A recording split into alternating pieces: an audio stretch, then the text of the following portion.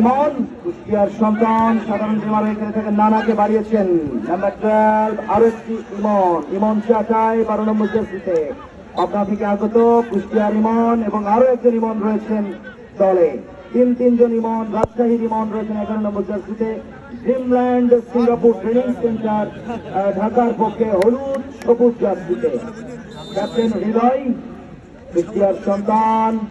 সুপ্রিয় দর্শক, আপনাদের এই সরব উপস্থিতি বলে দিচ্ছে ফুটবল কতটা জনপ্রিয় খেলা, ফুটবলকে মানুষ কতটা ভালোবাসে।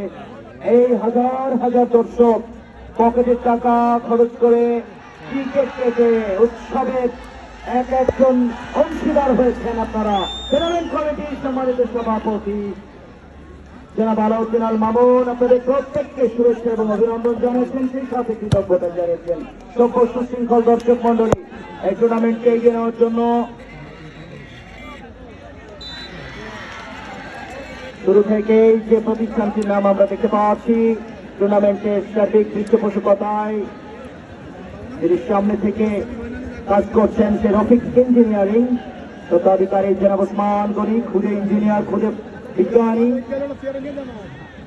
এছাড়াও রয়েছে সোহাগ টাওয়ারের তত্ত্বাধিকারী জনাব হাসানুজ্জামান সোহাগ ভাই, রয়েছেন আনোয়ার এগ্রোফুড, আশরাফুল ইসলাম বাবু মুন্সি, সুপারস্টার সামাজিক সংগঠন স্বপ্ন ছোঁয়া সামাজিক সংগঠন যারা আত্মমানবতার সেবায় অগ্র সৈনিক হিসেবে সামাজিক কর্মকাণ্ডে অগ্রণী ভূমিকা পালন করছে।